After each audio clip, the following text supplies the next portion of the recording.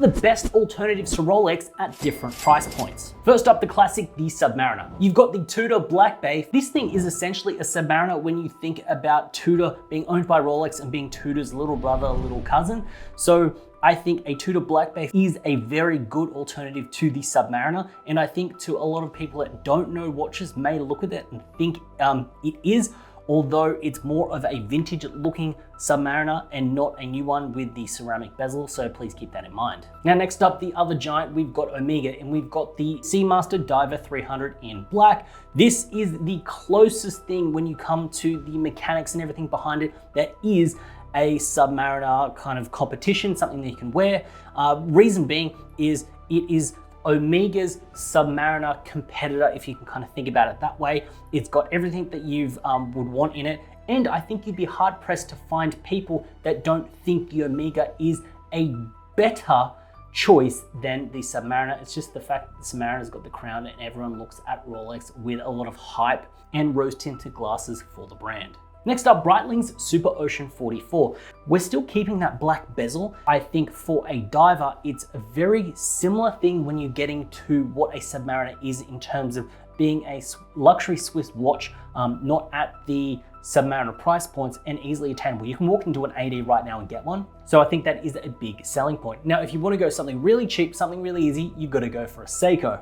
Now the SPB 143, this thing looks almost like a Submariner, like a vintage Submariner, but it doesn't come at that Submariner price point. It still is a little bit pricey. It is an automatic movement. It isn't a Swiss movement, but I feel like this is a very good alternative. Now, yes, this is a little bit pricey. It isn't an ultra cheap Submariner clone. If you wanted to have a Submariner that looks really cheap, you're better off just buying a fake one, but this is a quality timepiece that you can have that looks like a Submariner, acts like a Submariner, but isn't a Submariner from Rolex.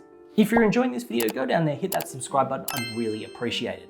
Next up, we've got that big boy, the hyped one, the Daytona. You can get the Tudor Black Bay Chrome. Now this thing looks almost exactly like what a vintage Daytona is, but not for the Rolex price point. But the good part is you also do get the Rolex quality and build when it comes to Tudor being the little brother slash little cousin of Rolex. Next up, you've got the Zenith chronograph. Now this thing, I apologize if you're looking for something cheaper than a Daytona, but this thing is as Daytona as you can get. From the looks, it looks exactly like a Daytona. It's got the ceramic bezel, it's got all the subdials. Now, the reason that this is here is that this is essentially the Daytona, because old Daytonas used to have a Zenith movement.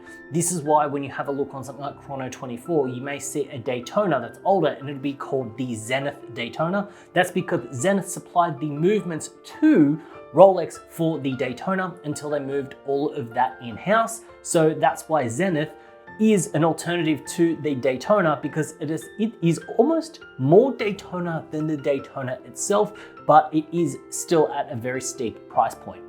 Now heading over to Omega, you've got the La Panda. Now this thing looks beautiful, looks gorgeous, and it has a same colorway as the Daytona as well. So I think that's a good little piece. It's still at an Omega price point, which isn't at a budget price point, so you can still get in on this. But when you put them side to side, you can really see and appreciate it. Plus you've got all the functionality that you would have on a Daytona in an Omega, and you know that Omega is going to put all of their effort, all of their might behind a quality movement and a good finish. Now lastly, for a budget version, we're going to go for a Seiko. We're going for the SCC 813. Now this thing looks almost identical to what you would get in a Daytona, like a vintage Daytona, and I think it works very well. It almost looks very similar to what the Tudor chronograph also looked like. It fits very well into the mix for a price point that's almost a fraction of it. And for under $1,000, I think this has great presence on the wrist, and you get that Daytona look and vibe. So I think this is a worthy opponent if you're trying to be very cautious, but still want that Daytona styling. Now the GMT Master 2, this thing in almost every variation is hyped from Rolex, so it's very hard to get. If you want an alternative to this, you can always jump over and get the Tudor GMT. Now this looks very much like the vintage, so the pre-ceramic GMT Master 2s that you get from Rolex with the same colorway. And because it's a Tudor, you get the same build quality, same everything, you know what I'm getting at. This thing would fool most people that don't know much about watches. I think you'd even get some watch connoisseurs having first glimpse at it and going, hey, are they got on a Pepsi? And then realizing, oh wait, no, it's a little bit different, and then realizing it's a Tudor. So I think if you really want a copycat clone that looks like a GMT Master 2 Pepsi, I think this is a very good option. But it also isn't at a very stupid cheap price point, but I think for the price point, you get a decent quality, decent build, and you're gonna be able to walk into an AD and get one. You're not gonna have to wait for 5, 6, 10 years on some imaginary wait list or pay exorbitant figures on the gray market. Next up, we've got the TAG Aqua Racer. Now, I don't really like TAG as a brand, but I think if you're trying to go for a budget copycat clone approach and still want some GMT functioning, GMT kind of styling, this one is a good option. But me personally, I don't really like TAG as a brand. I think it's almost like on the edge of fashion brand into kind of luxury timepieces, but that's just my vibe, my take. So that is a worthy recipient. If you're into the Batman variation, I think this Seiko ticks all the boxes. It is the SNR033J. Now this thing has the GMT function, looks like the Batman, and has a bit of an homage to what the Oyster bracelet is on the Rolex. So I think this could pass off. And this price point is very reasonable. Seiko do a very good job in a quality timepiece, so I don't think it's too bad. I think this is a great little beater if you wanted something that had a GMT function, it looked a little bit like a GMT Master 2, but didn't want to pay GMT Master 2 prices. Now look, this isn't the cheapest Seiko that you can get. It's still cheaper than a GMT Master 2 and the GMT Master 2 prices that you pay on Grey. But when you're getting something from Seiko, you're going to get something quality, something that is going to last, and a solid beater. And then lastly, you've got the Oyster Perpetual. What can you get?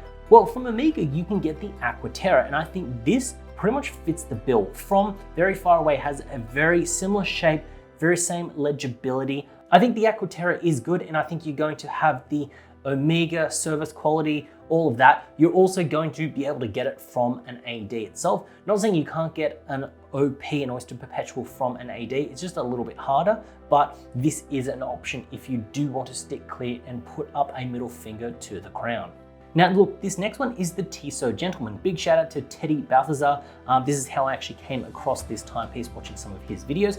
And this, I think, is a very, very good approachable piece. If someone wanted something that was like an Oyster Perpetual, wanted to kind of get into it, get into dabble, but didn't have Oyster Perpetual money, didn't have Rolex money, didn't have that crown money, I think this is a very good entry-level piece for that. And lastly, what kind of video would this be without a Seiko? The Seiko Presage. I think this just fits the bill for what you would get with it. Saying that, I feel like Seiko has every variation of Rolex that you can imagine, almost like a copycat look-like. So if you really did want it, you could always just go to Seiko, but I think the Seiko Presage really ticks those boxes. So that is a look at Rolex models that are hyped and their alternative watches at some different price points. If you found value in this video, go down there, hit that subscribe button, also hit that like button. As always, it's been a pleasure having you with me. Until next time.